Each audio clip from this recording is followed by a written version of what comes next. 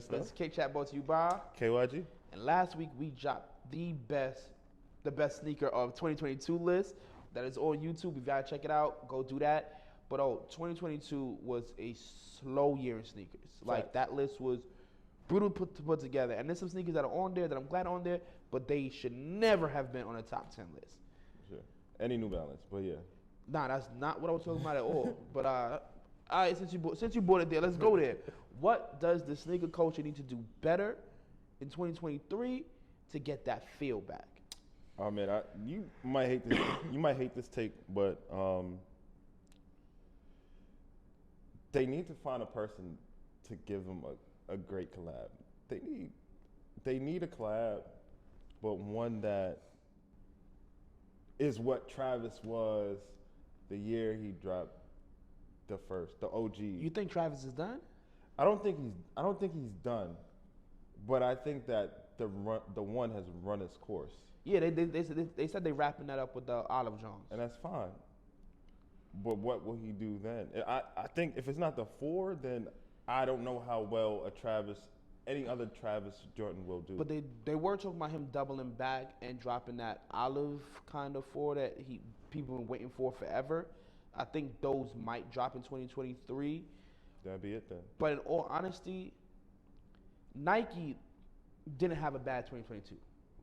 They get the brunt of the blame because Nike really is a sneaker culture. It's Nike. Yeah. In all honesty, I think what happened last year was sneakers miss Kanye. There was not a pair of Adidas on that list. That's facts. There was not a pair of Adidas.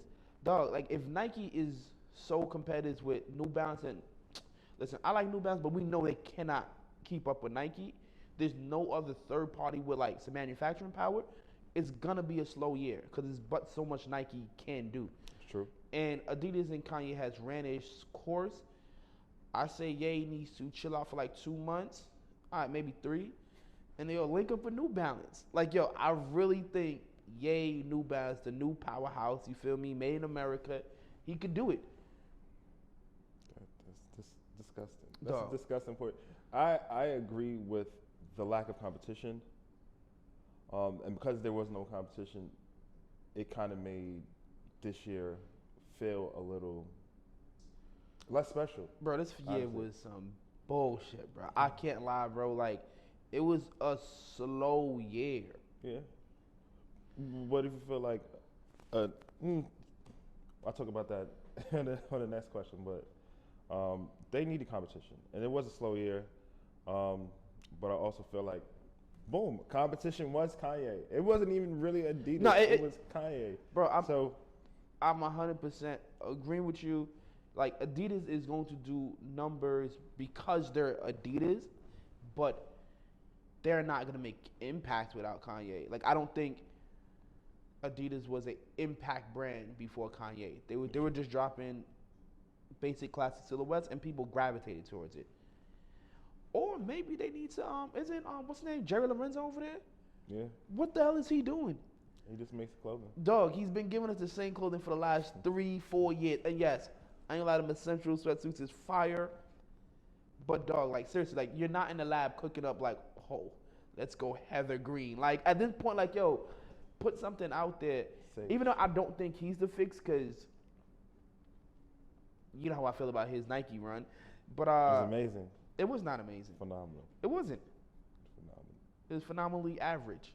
Nah. Like he was like he drafted #1 pick, and he's not a bust, but it was just like, just another it's another guy. What do they call that, a jag? Yeah, he was just a jag. He had the moves like Jagger.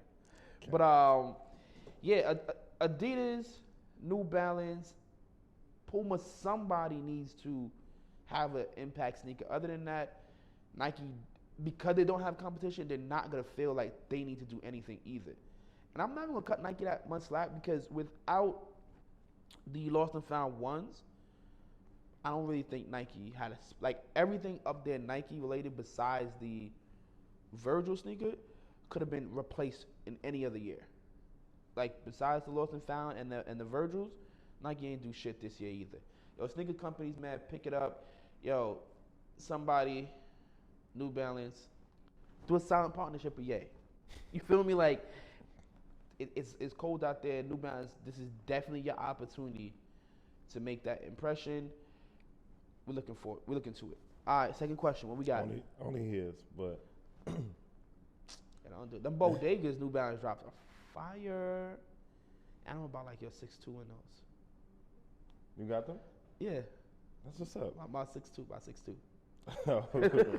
the base. All right, what's next? The next question. Are we tired of the aged look yet? How many times do you need to see a reimagined sneaker?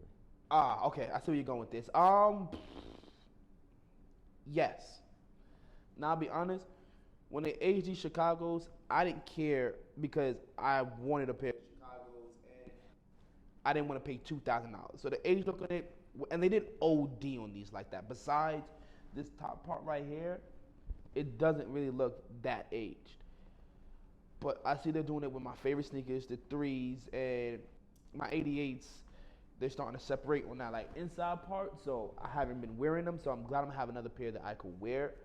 Those definitely gonna be a double up because they look like easy cop. Like they drop in 2023, bro. You can walk in the store right now and buy them. But I'm tired of it, and I don't like the way they did the 3s because there's no story behind it. Like with the 1s, I feel like they delivered with that whole lost and found thing.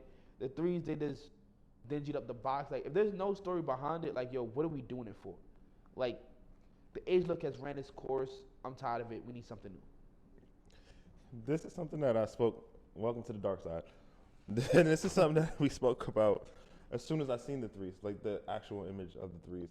I said, why? I didn't agree with them doing it to the 1s, and I definitely don't agree with them doing it to the 3.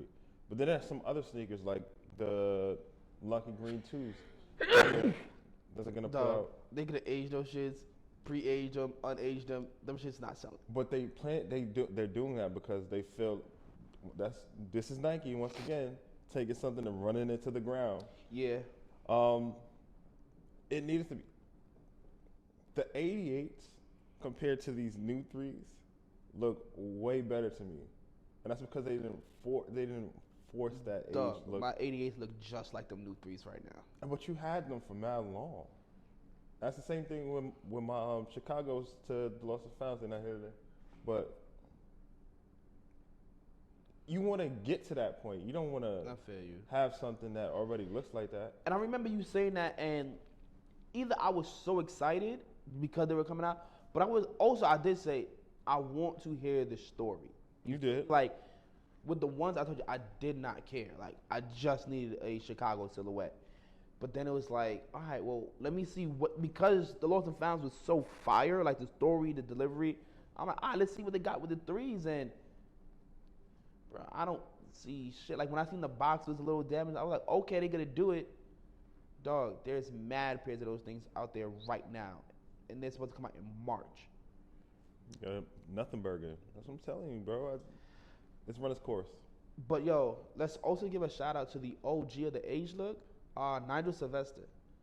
He's supposed to have his second Jordan 1 drop this year, the black pair to his original. Yo, he did such a great job with those.